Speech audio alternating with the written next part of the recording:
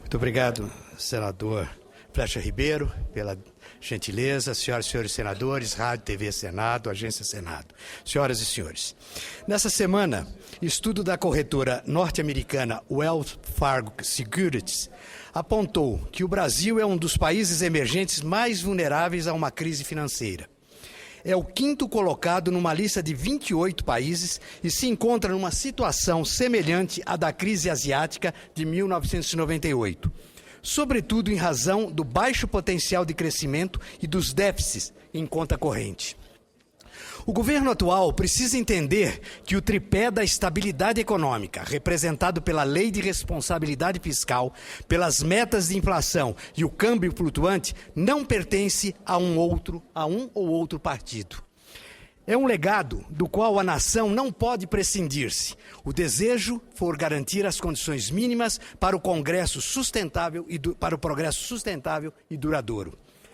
Aqui me associo aos que fazem críticas à gestão financeira do atual governo, que quer, a todo custo, mudar a lei de responsabilidade fiscal.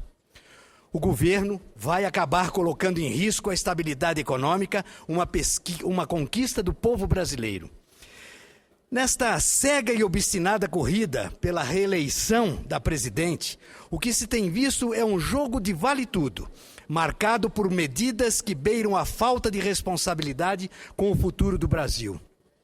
Como bem observou o senador Jarbas Vasconcelos, em discurso aqui, nesta tribuna, é senso comum de déficits fiscais elevados e dívidas públicas crescentes comprometem a estabilidade econômica.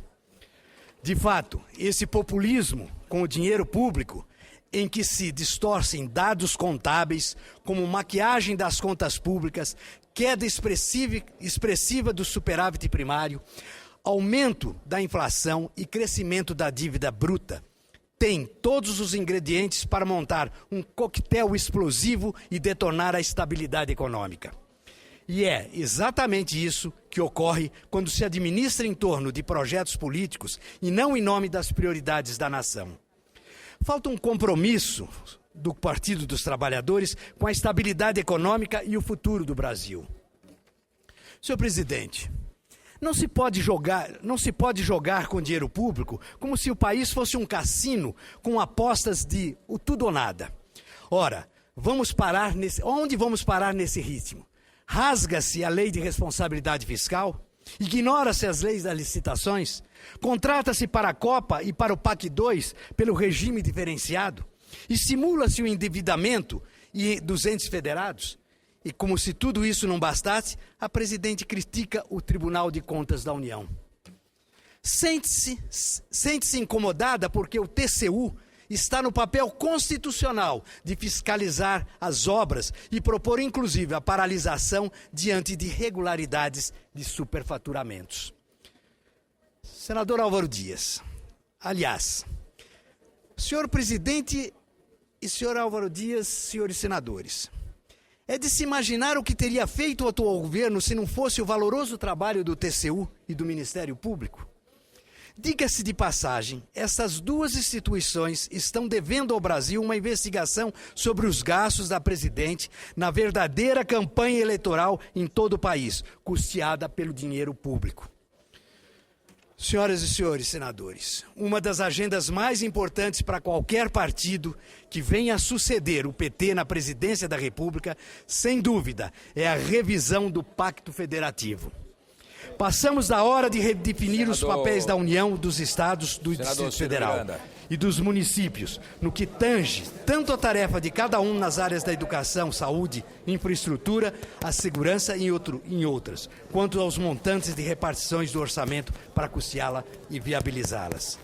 Concedo com muito prazer a palavra ao senador Álvaro Dias. Senador Álvaro Dias, antes de Vossa Excelência partir ao senador Ciro Miranda, só quero saudar os estudantes aqui de Mato Grosso, que constituem o Parlamento Mirim de Cuiabá, Mato Grosso. Sejam bem-vindos ao Senado Federal. Senador Álvaro Dias.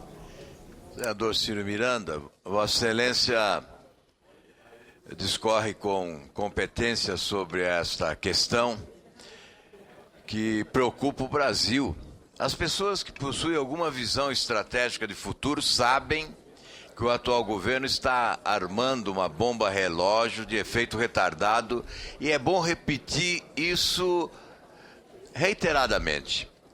É bom repetir. Veja, enquanto a presidente se reúne para falar em corte de gastos, nós aprovamos aqui no Congresso a criação de empresas estatais e de novos empregos para os apaniguados do governo. Enquanto fala em corte de gastos, gasta mais de 6,5 bilhões, já gastou mais de 6,5 bilhões de reais em publicidade oficial para alardear que estamos no paraíso nesse país, usando produção cinematográfica, efeitos especiais, manipulando a verdade para convencer a opinião pública de que este governo é a solução para todos os problemas presentes e futuros. Por isso, o alerta que faz Vossa Excelência é feito no bom momento, na hora da reflexão, porque nós temos que estimular o bom debate para a campanha eleitoral do próximo ano. Muito obrigado, senador Álvaro Dias. Vossa Excelência tem tanta razão. A irracionalidade desse governo, que está pregando uma austeridade, e ontem o governo, mandado pelo governo, e o governo aprovou aqui, nesta casa, 1 bilhão e 400 em mais uma agência que vai substituir a Emater, quando nós temos o Ministério da Agricultura que podia muito bem ser usado.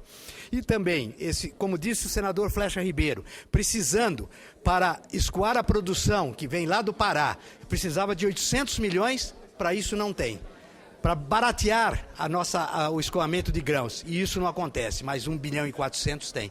Senador Jarbas Vasconcelos, com muito prazer. Senador Ciro, não só para lhe parabenizar, também pela oportunidade da sua fala. O senador Álvaro Dias já colocou a coisa com muita competência, o que ele sempre faz, com relação ao dia de ontem. O que foi pior ontem, senador Ciro Miranda, foi a chegada aqui no plenário do Senado Federal de 2 projetos oriundos lá da Câmara, mas de origem da competência do Poder Executivo, criando uma agência e o outro 518 novos cargos lá no Ministério dos Transportes, em especial no DENIT. E foi firmado no Palácio do Planalto. Com toda certeza Vossa Excelência não estava lá, porque Vossa Excelência não pertence à base do governo. Foi um pacto para que não se votasse até o final do ano nenhuma matéria que aumentasse despesa. Quer dizer, a presidente faz um pacto de mentirinha, ela é a primeira a assinar esse pacto da mentirinha, convida os líderes do Senado e da Câmara que pertencem à base aliada, e aqui, concomitantemente, na mesma hora, o Senado votava 2 projetos, todos 2 que aumentavam despesas. Então, é realmente uma coisa inconsequente. A economia do país se encontra completamente desajustada. Vossa Excelência chamou a atenção da vulnerabilidade do país para um desajuste total e completo. É como se a gente estivesse à beira de um precipício, né, de um abismo.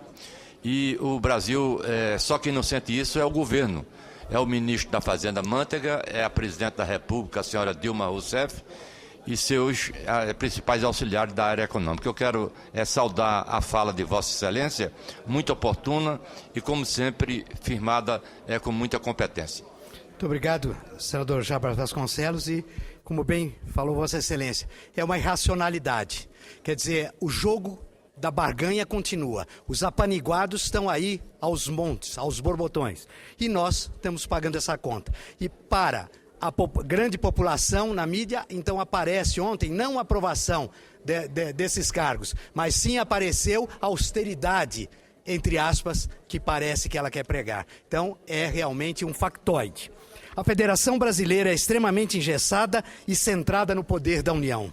O Pacto Federativo não nos parece capaz de captar as tendências da modernidade política e econômica do Brasil e de viabilizar a demanda inadiável pelo desenvolvimento regional, mola mestra do governo.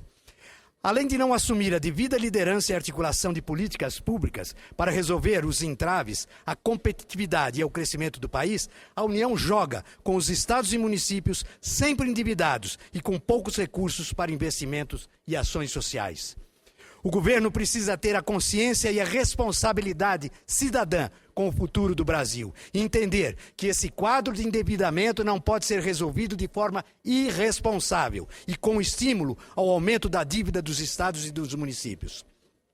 Se isso for feito, vão criar uma nova conta a ser paga pelos contribuintes e pelas futuras gerações. No lugar de refinanciar os empréstimos, o governo deveria ouvir os especialistas que debatem a matéria na Comissão de Assuntos Econômicos e entender a necessidade de que se fazerem auditorias e mudar a distribuição do orçamento da União. O Brasil precisa buscar as bases para um pacto federativo capaz de conferir maior agilidade e autonomia orçamentária e financeira para os entes federados. Com a participação permanente da sociedade e a constante vigilância sobre o poder público, a descentralização do orçamento permitiria que as ações das administrações locais e regionais fossem mais efetivas no atendimento das demandas do eleitor. Fica aqui um alerta. A cada dia percebe-se de forma mais clara e evidente o desespero do governo em tentar garantir a reeleição a qualquer preço. O problema é que essa obstinação pode conduzir o Brasil para um desarranjo econômico, com consequências imprevisíveis e certamente danosas para com o desenvolvimento e o progresso do Brasil. Muito obrigado, senhor presidente.